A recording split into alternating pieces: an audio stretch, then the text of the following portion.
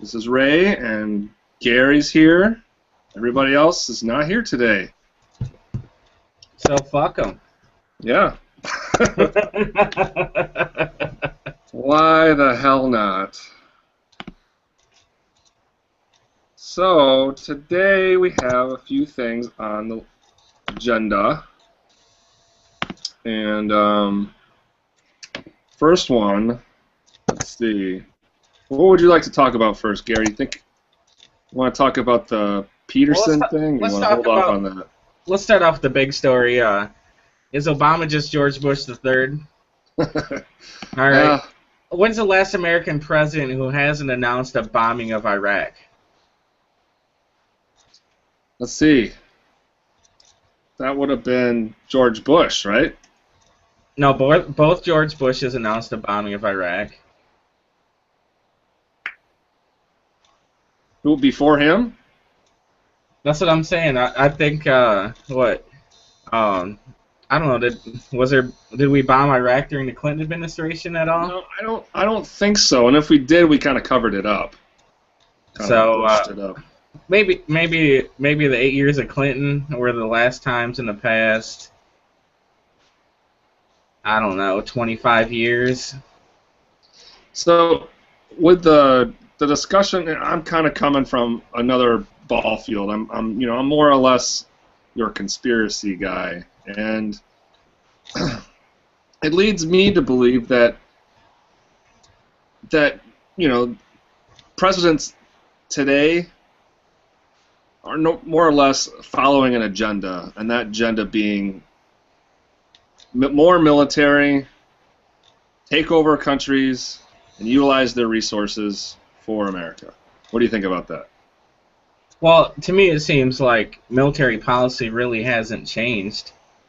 I mean, how far back were we funding the Mujahideen that turned into the Taliban, and now there's pictures of John Kerry sitting with one of the leaders of ISIL in the White House, talking about funding him because they were going to overthrow the regime in Syria, and now we're going to fund moderate Syrian rebels to fight the extreme Syrian rebels that we already armed.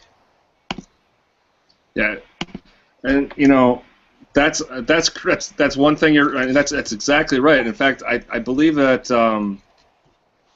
what was it during the George Bush era, we had sent weapons to not the Ayatollah. I don't know. I gotta have my sources correct before I give you actual mentions here. But I remember reading something about let's see, Saddam Hussein, his brother, was given weapons by the United States. Be World War II weapons, but still, we have to. I remember Zach saying at one time that these weapons get sold after major wars to like whoever's going to buy them, and some of these countries we end up having to fight are utilizing our own weapons against us. Well, that's what makes me think that we're just trying to perpetuate war over there to I don't know, further our military agenda of just kind of funding our whole military complex. We have these senators that approve the building of tanks that the Army doesn't ask for, that says they don't need. So what is the purpose of that? American jobs? Well, I'd like to know if there is statistical evidence that this benefits America. It benefits some people, especially the weapons manufacturers. But my problem is, okay, I want to look out for the everyday American. If it was a good investment, then maybe I'd be okay with it. But when you look at the billions of dollars, well, really trillions of dollars we spend on war, is it worth the payout for the, what, 30,000, 40,000 jobs at Boeing and these other manufacturers that build weapons in the United States? Yeah, it's debatable. I mean, I almost think it's not debatable, but I would say it's debatable on the sense that white collar jobs are benefited here. A lot of the blue collar jobs are all being outsourced to other countries, specifically for aerospace and auto and other industrial maybe parts related jobs are all over other countries outside of the United States, and I mean, well, don't you think we could that stop would benefit us? Couldn't we stop more terrorists by building water purifiers for villages in Iraq, or solar panels or something? It seems to me the more shit we blow up, the more terrorists we create. Yeah. I mean, as long as there's a military-industrial complex kicking, there's always going to be those out there that want to fund more wars, like you had said earlier. And if we really wanted to stabilize the region and support one of these small groups, why wouldn't we support Kurdistan? They want to set up, they want to set up a kind of liberal, what's the word I'm looking for? Well, they're not looking for Sharia law, okay? I mean, granted, who knows what would happen if Kurdistan actually started ruling the region or stabilizing the region, but isn't that our best bet? Isn't that the best group of people in the Middle East that we could support that, I don't know, might eventually fly planes into our buildings? Yeah. You're probably right. I mean, a lot of the talk show radio talk shows that I listen to on the AM, my wife calls them conspiracy radio shows when they're actually Republican radio shows. But a lot of those guys are saying the same thing, that the Kurds might help us out. But if you look at where Kurdistan sits on the map, and relate that to where our other wars are, and where Syria is, where Iraq is, it's a strategic advantage to have Kurdistan as an ally, because it sits dead center in the middle between Iran and Iraq and Syria, Turkey, and Georgia. I mean, if we spent the money and military support that we put in Iraq, the whole region could be Kurdistan. Well, I think there's already bases throughout. I remember seeing a map of the U.S. bases surrounding Iran, and there's bases all over the place, from Turkey down to Iraq. Yeah. And so, with all these bases, you think that there's a lot more push. There's probably a lot more coverage already in Kurdistan. But I'm just making a generalized hypothetical. I'm not basis on any fact here. I don't know. It's an interesting debate. I just find it interesting that so many conservatives think that Obama's a socialist, and I think people that are on the far left think he's too conservative, and I don't really see the difference between him and any other president that we've had. He's passed a few good laws. Well, yeah, I have to agree. There's a few laws that have been passed. However, don't you think he's kind of totalitarian, like a new age totalitarian, in the sense that almost laissez-faire, in the sense that just passes bills that he would see fit for the country. However, his administration or the Republican side of the administration kind of I don't know, sides with the military-industrial complex is kind of what I'm kind of saying. Yeah, I'm thinking the things. Okay, there's things like cash for clunkers, the Affordable Health Care Act, there was some reform with the credit card bills, kind of truth Oh in yeah, lending yeah. sort of Maybe in stuff. school and school loans. Yeah, so some of those things are to the left, you know. Hmm. Um, but overall, I feel like this country tends to be right. You have Obama who was right, and you had Romney that was righter, and those were your two choices. Yeah, yeah. He's got to appeal to some of his voters. You know, I mean, the man's doing everything he said he would do in in that little summary, a blurb of what he would do for America. He's doing it all. It's just people aren't liking it. And you know, I don't know. I have to say that with all my years of studying media, mass media, people are easily swayed. You know, it's like an episode of The Simpsons when one person tells a giant crowd of how we should probably be thinking, then everybody goes, yeah. You know, that's what it's like. That's what it's like that you listen to the radio, and if you're listening to that station, then you're listening to it often. You tend to find yourself agreeing with it just because you're listening to it. People like things that stroke their own values. Or people like to have others think for themselves. That too. That too. Um, and I don't know if I want to get all into this because I've probably talked about it on every show, but it's your typical down here the Christians with the guns thing. Like I don't really get it. The conservative Christian movement. I understand the abortion thing, how that could be a tenet of their thing. Um, but overall, where's the love thy neighbor? When you're at the border shouting at Central American children who are trying to avoid being in gangs. Yeah.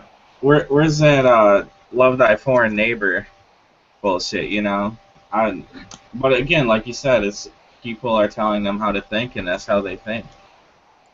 Well, I mean, if you take that theory or that hypothesis that people would rather be told how to think, take that and you apply that to a lot of the violent actions that we have around here. You know how, like, in the 50s we would blame it all on rock and roll? Right. In some ways you can blame a lot of these violent acts, and I'm not saying that it's all African American people that are making these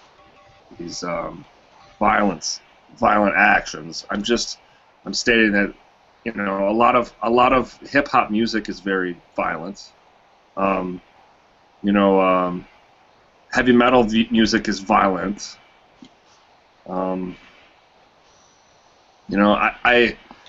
You could see some correlations here. You grow up with this. If you look at what's his name, Alan Peterson from the NFL. He had said that he grew up. Adrian Peterson. Adrian Peterson. He said he grew up being beaten as a child, so that's why he hit his kid with a stick. That's interesting, right? Because when I worked in Palm Beach, and I'm not saying this is a reliable scientific survey, but I was having a conversation. I worked with inner city Palm Beach kids, and there was something in the news like Adrian Peterson, whatever, 4 years ago, somebody was caught beating their kid or whatever, and the kids actually started up the conversation, and I said, well, I'm not trying to implicate and indict your parents, but when parents use physical punishment, it's called corporal punishment. How many of you experience that on a regular basis? And every single kid raised their hand. Every single one. Okay? So, I guess when I look at Adrian Peterson, Ray Rice, and I look at the kids I've worked with, it's a systematic thing in the culture, and what these people need is probably some therapy, and maybe, take them out of the NFL for a year, put them through some intensive therapy, maybe some child parenting classes, some spousal relationship classes. I mean, our tendency nowadays is I don't know. It's like they want to bring out the pitchforks and burn people at a stake when it's the same thing with drug offenders in this country. They throw them in jail. Well, if they're addicted to drugs, they need rehab. That's what works. Okay. Yeah, Detroit News had a recent article today about to spank or not to spank, and it talked about Adrian Peterson, and then it had mentioned how there's a study out there that says that if you were spanked, then you have a tendency to be more aggressive in your life, and you couple that with maybe. Hold on. Yeah, there you go. You couple that with the stuff you're being told, or you're heard on movie or seen on movies or listening on your music. No wonder people are so upset, man. And I hate to be sounding like this because when I was a teenager, I was told, oh, rock and roll is polluting your mind, or rap is polluting your mind, and you're gonna. But here I am, an adult, and I'm saying the same damn shit. Well, it's interesting. I mean, I think certain things contribute. You get an overall picture of an environment from different aspects. The rap music, violent video games, that might be 5 to 8% of it, but I think the 75 to 80% is your parents, how you're raised, were you beaten, did they use reasonable corporate punishment, did they use severe corporate punishment, how often were you hugged, were you read to before you went to bed. These are things that are more important than whether you're allowed to play Halo. Okay? Like, I grew up, I listened to rap music at one time in my life. The rest of the time I listened to rock and roll. I played violent video games, listened to violent music, and I haven't shot up any schools yet, but I had two parents that loved me, So, not saying they were perfect, but they were good enough for me to not shoot up a school or anything, And there's also people that are just born with mental illness. And I think that people have mental illness, or they might have certain genes, and when those genes or mental illness are exposed to certain environmental factors, they're worsened. And I think that has a lot to do with it.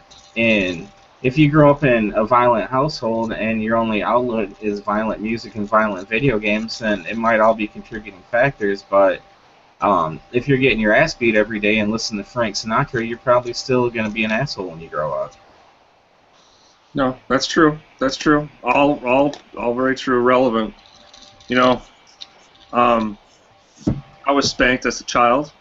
It wasn't. It was something that really taught me to shut up. Stop being a dick. Yeah.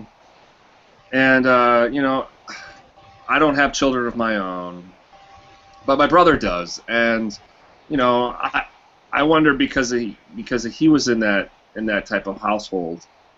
Both my parents really loved us. They showed that a form of affection, and we weren't a family from divorce or any type other domestic situation, and I think we turned out all right. I don't know. Maybe we're going off topic too much here, but my opinion is that we're shaped by our media, and you get stories that are coming out of the NFL, and you get all these people that are very into sports. You're starting to see politics do come from the things that we watch, the things that we do, and I think that was my main point, was that NFL is starting to really throw politics at their viewers, and we're starting to see it, man. We're seeing it with Adrian Peterson. We're seeing it with Ray Rice. These are hot button issues that are going to be things we're going to have to think about when we vote for a president next time.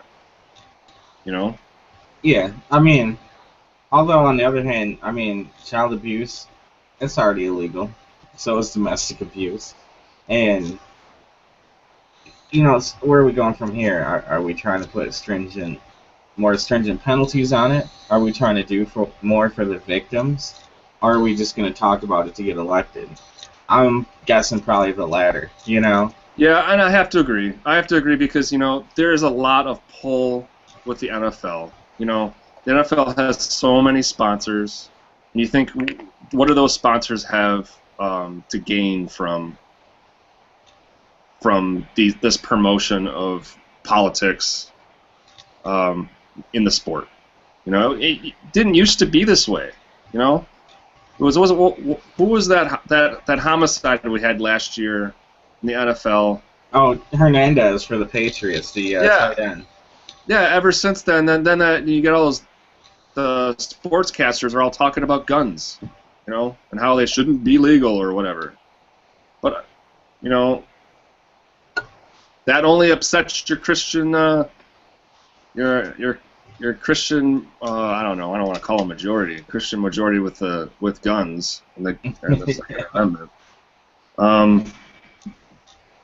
Yeah, it's weird. It's weird how sports are now politics. But I think in a good way, that should be the case, because people that are into sports are into stats, and people that are into politics are also into stats. If you're more focused, like our country is more focused on the distraction of sports. Yeah. Yeah, if sports and politics gets more integrated, who knows? People might actually show up and fucking vote. Yeah, maybe. Would that be dangerous? Yeah, right. Maybe we're opening up we're waking up a sleeping giant here. Hopefully these NFL folks will start voting at the polls, or have something to voice their opinion about. So Yeah. What do you want to talk about, man? We got what else we got here? Well, I saw we got the Kent State shirts. Isn't that crazy? Wasn't that pretty neat? Yeah, it makes me laugh that people are pissed off about this shit. What? Too soon? It's Kent State. It's not. Yeah, that's so old, but still, it's funny to me is it's just like Detroit. No one's making a hubbub about all the T-shirts that are saying like Detroit, where the weak will be eaten, because they're capitalizing on the whole murder city, murder capital of the world. But living here, it's not like that. Yeah, we're gritty. Yeah, we're it's hard to make a living, so it's dog eat dog. I don't, I've never experienced more taxes in my life.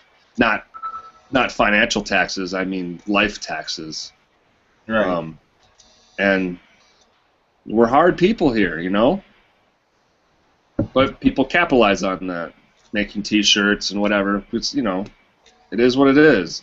But I was gonna say the Kent State thing, I don't know. Maybe a tad distasteful, but hey.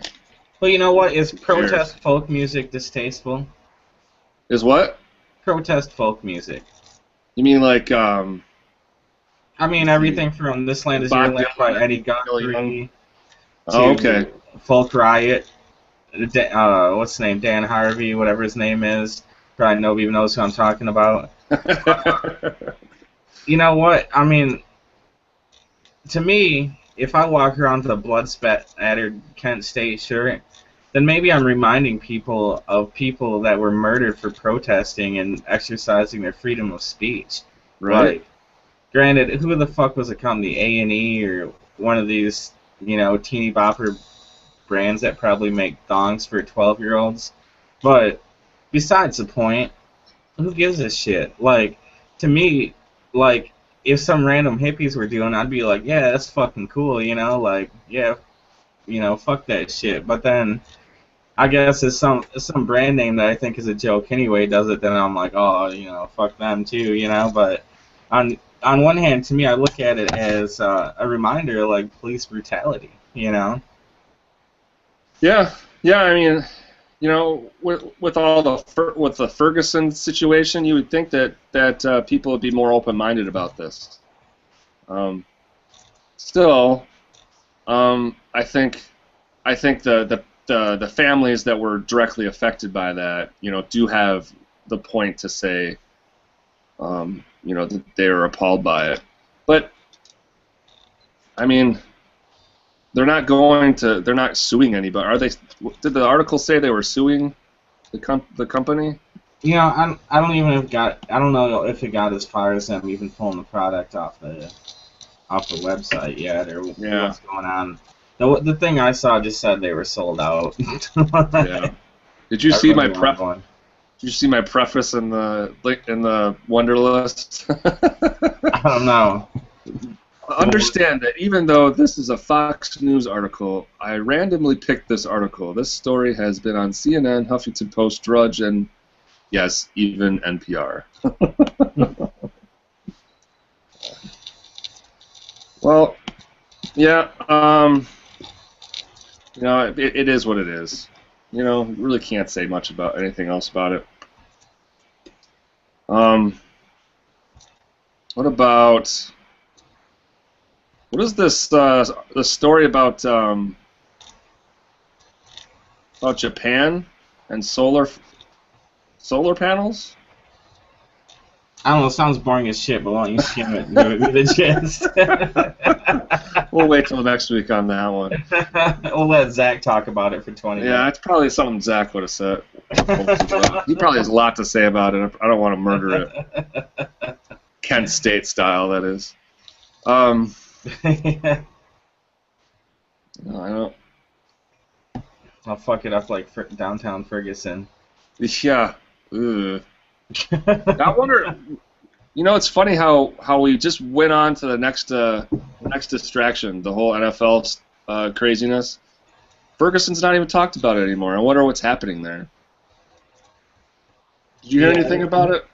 They're probably trying to figure out if it's regular crime or there's just still rioting because it's such a shitty place either way. Jeez. Like, oh, we're back down to the regular lootings. That's great. It's all of a sudden at Detroit now. Let's see, disrupt government meetings. 16 hours ago, loud Ferguson protesters disrupt government meetings. So apparently they're disrupting. Yep. Wow, that's a great picture. Here, I'll put this on screen share. You'll love this.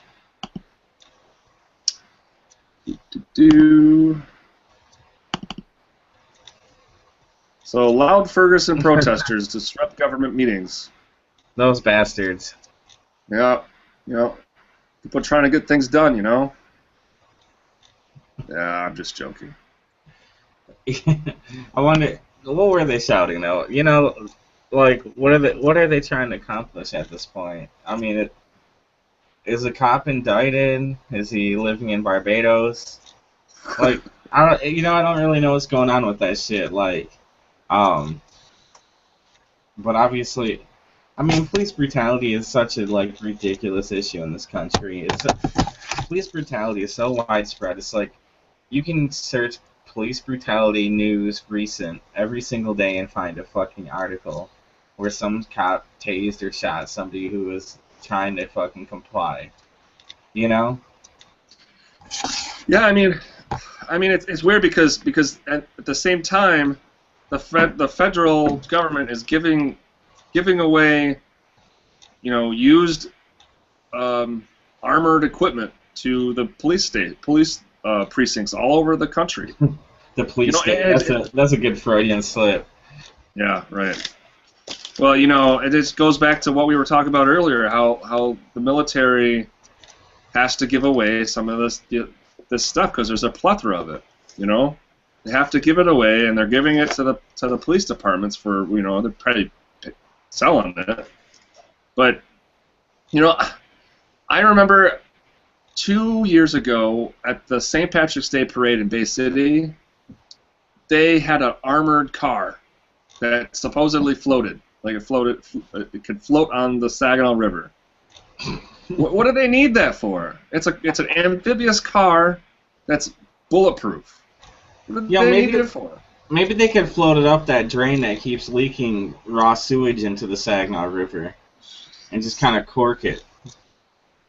You know? Yeah. Maybe right. they could scrap it and build a few more pipes to the water treatment plant. Or scrape off some of those zebra mussels off the... Yeah, or patch the Zilwaukee Bridge so it stops falling apart. Right. Well, they use super glue for that, you know? It's ridiculous, you know? I mean, it just shows you, like, what a ridiculous waste of money all that military equipment is. Like, they don't even know what to do with it. We don't. Well, that's it. They want to do something with it. And when the first thing that pops up, they race to use their new toys, you know? And that scares the public. And then when the public gets scared, what happens? Our majority of people either cower or some of them protest. And when they protest, it gets a little violent. Yeah. And that's why the police like it, because they can use their toys. You know, there was a report on Ferguson during the Ferguson riots of them using this technology they used on Waco by sending sound waves, and it's called infrasound. It disturbs your body so badly that it makes you puke. Oh, that's awesome. I think they call that Nickelback. That's right, Nick. Yeah, right. Yeah, we have all sorts of fun toys, don't we? I mean, but there's nobody worth using them on them. I mean, all these countries we invade, they're still using like 1960s and 70s Soviet materials, you know, or they're using our maybe 80s materials that we gave them back then. Yeah, we're really not using the equipment that the feds the police are using. You know, crowd control, disbursement devices. You know, that'd be pretty cool to see a bunch of terrorists running after you, and then all of a sudden you're shooting them with sound waves, and they're puking uncontrollably. Yeah, that would be cool. We need more of that on TV, I think. Could put that in our music. Maybe we'll all have sound waves we can blast at each other. See, if we hit them with sound waves and just run up and steal their weapons while they're puking, then we don't kill them, which doesn't piss off their relatives enough to make them terrorists. Yeah, see, there you go. I heard a report recently about like in math classes, like some math class in Saudi Arabia or the Pakistan, that they teach the kids how to do math, but instead of apples and oranges or whatever, they're using like weapons, you know, and then that teaches them the basic bits of math. You know, 2 grenades equals 3 grenades to kill, blah, blah, blah, blah, you know. Each extended magazine clip of your AK-47 holds 45 rounds. If you have 45 magazine clips, how many rounds do you have to kill the American infidels? Yeah, if the train was going 25 miles per hour and you shot 5 times... And you had 400 pounds of fertilizer. How fast were the bullets going before Muhammad gets involved? So, I probably just put a death sentence on myself for saying that. Yeah. You and 5 friends commit a suicide bombing, and you each get 7 virgins when you go to heaven. How many virgins in all do you have? Unlimited. That's Common Core right there. Yeah, absolutely. Extra credit. Would you like one that knows what they're doing? Um, Nice. but you know, it's funny. I think I posted an article on Wonderlust that we didn't cover too. Apparently, we're asking Saudi Arabia to form terrorist. Well, no, I guess they want to be terrorist training camps. They want to form military camps to train the moderate Syrian rebels that are going to fight the extreme rebels. So I love this relationship we have with Saudi Arabia. You know, this is a country. They have a king and queen. They've been in power, what, 25, 30 years. You have a country where women aren't allowed to drive. They're not allowed to vote, although supposedly they're going to be allowed to vote soon. But considering the monarchy's been in there like 25 years, I'm thinking your vote doesn't mean a whole lot anyway. Women can't walk in front of men. I'm not even sure if they're allowed to leave the house without a male escort. I know they're not allowed to leave the country by themselves. Political parties are illegal. So, and this is a country we're buddy up with. It's also a country where 3/4 of the 9/11 hijackers came from. But these are our homies. Yeah, but they've been our homies for a long time. They've been our homies for a long time. They've been backers, actually financial backers for a series of builds for Shell Oil. And a lot of those oil fields are out there. We have a lot of financial investments in that. So, I mean, I think the Keystone Pipeline has something to do with Saudi Arabia, even. It's an odd relationship we have, and something that a relationship that affects our political standing in our home front.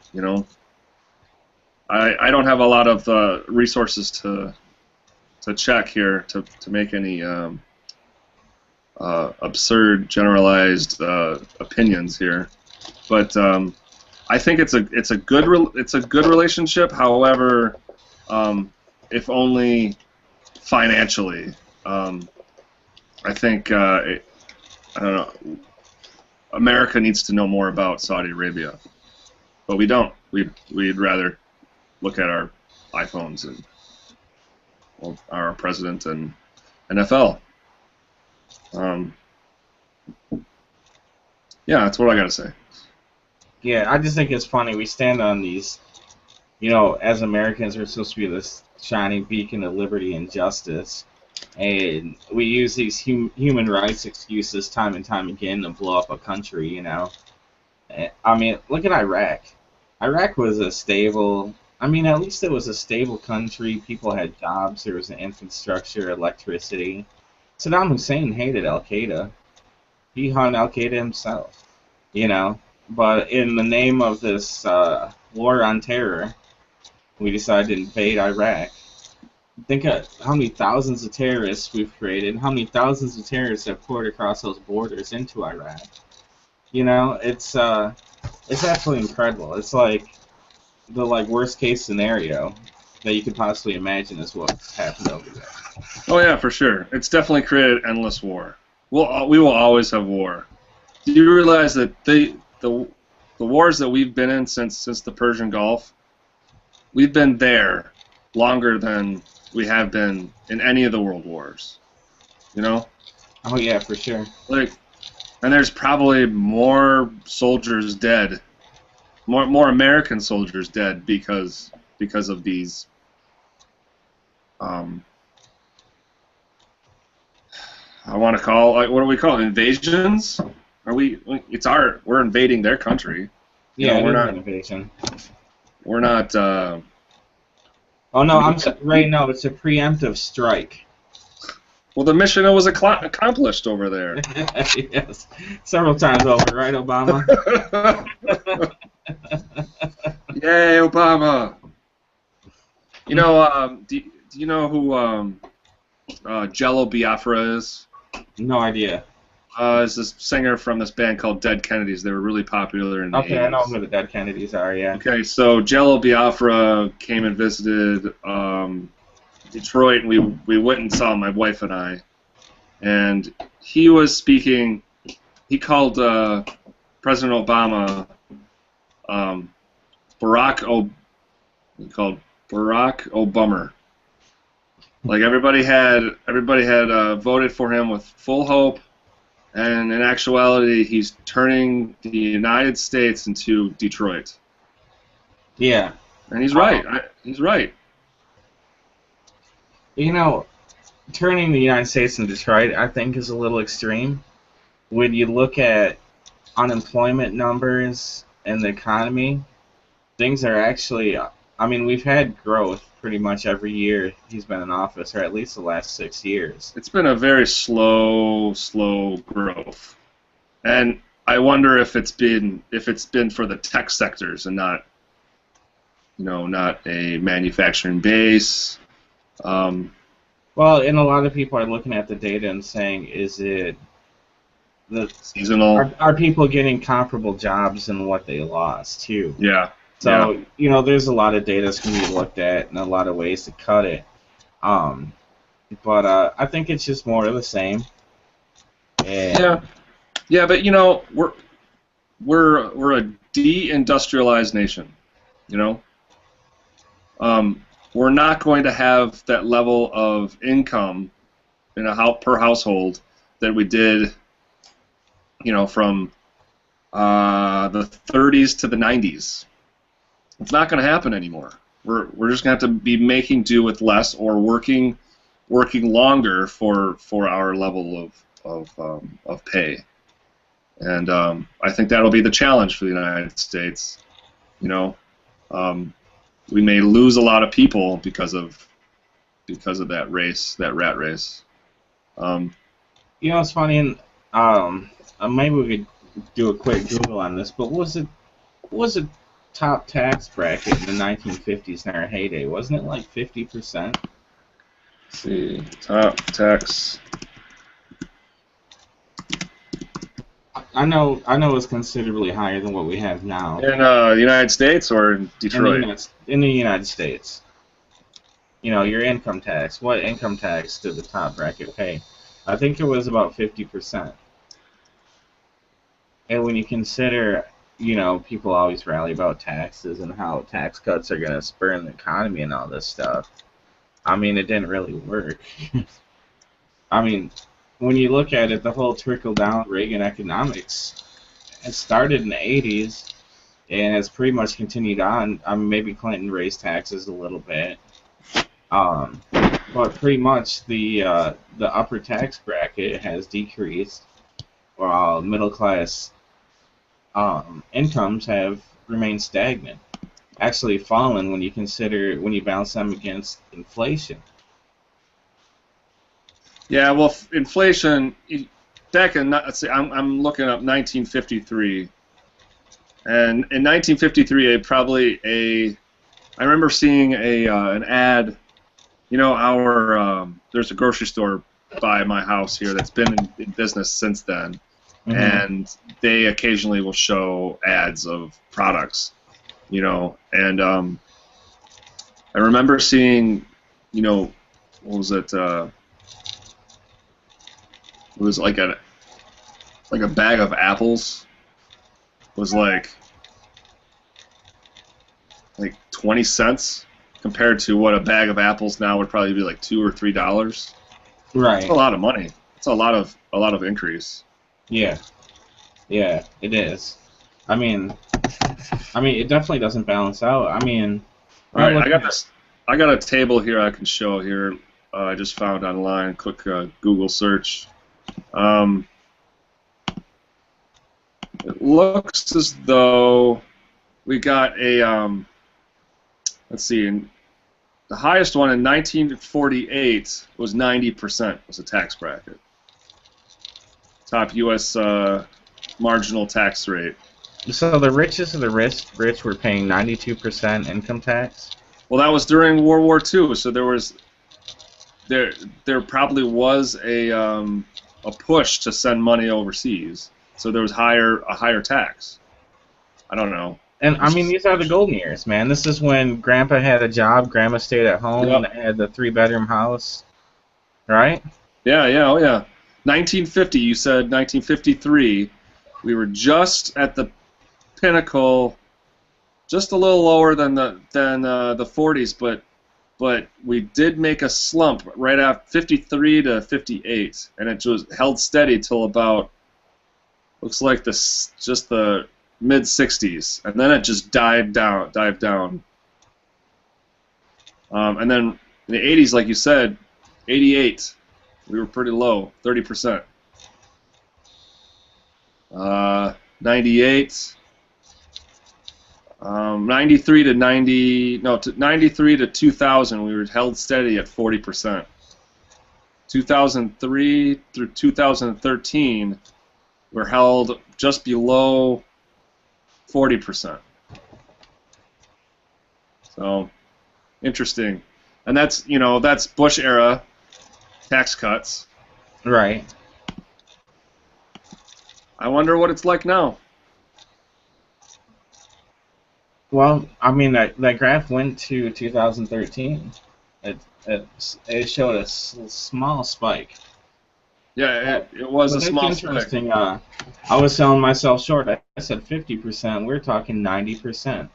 Yeah, well, 90%, but you have to understand that the manufacturing sector was still pretty high back then. People could just go on the street and get a job. You can't do that anymore because everybody has to have a degree. Right. And I think that's slowing us down too. I think we have to stop thinking as Americans that we are exceptional people and that we can just go to school and learn to be a graphic designer and it'll happen. It won't happen. You have to find a job that's needed in this area. Like I live in Detroit. What are the needed jobs? Not much, but there are jobs out there that are in need. Nurses, anything health related. Probation officers. Sure. Social workers. Yeah. Oh yeah. DFACs or whatever they call Anything it. related to criminals. Yep. Mm-hmm. Yeah, I'm sure. You get a job in Warren as a prison guard. Those are good jobs. In fact, you can retire after 20 years. I don't want to get tattoos and make myself look intimidating. I'm a nice guy. I like to be nice to people. But you know what? You can always smuggle in contraband, and then you'll be their best friend. Right. Or I can always wipe old people's butts because there's a thing coming around the corner called the senior tsunami. All those baby boomers are dying off, and or will die off soon. And in fact, when I was trying to become a nurse or try to become a physical therapist, they called it the senior tsunami. That when it comes, it's going to be a lot of money going around. Those baby boomers. Diapers. Well, those baby boomers are gonna kick up the health industry like crazy, and that's probably why you get all these people trying to be nurses and whatnot. Did you know that in Detroit you cannot just go to school to become a nurse? You have to wait on a waiting list for like 5 years. Really? Yeah, before you can even take the classes. And this is an associate's 2-year degree for an LPN. Wow, that's insane. Because everybody wants the same level of income they had when they were working with GM or with Ford or whatever. That 90% bracket, people were taxed that much, man. That's when you had money. People can't spend that amount of taxes because they don't have that money right now. Yeah, I'd be interested to see the entire tax structure. Like 90% was the top, right? So we're talking what are probably the millionaires, what we can kind of consider the billionaires now. I mean, that's the thing, though, right? If we tax billionaires at 90%, they'd be all right. They wouldn't be selling apples on the street corners. They could afford it. They could Yeah, weather the storm. and that's something our country's never done before. That we've never taxed higher incomes. You know, we've never done it. I don't think. Well, with payroll taxes, it's even a larger burden. I mean, the problem is the absolute top bracket pays next to nothing these days. I mean, the billionaire companies, they pay next to nothing. They get taxes back. Where on, the small business owners, they're paying their 30%, maybe hopefully on the books trying to operate at a loss. And Yeah, and that a lot of those same companies are also trying to avoid the tax in any way they can. yeah, of Because the course. bottom line is to make money. But it should be easier for the single small business owner to avoid the taxes than the billionaires. The billionaires have their money. They can pay their share. Mm-hmm. It's a mess, man. But It is. I had a friend that was telling me, there's a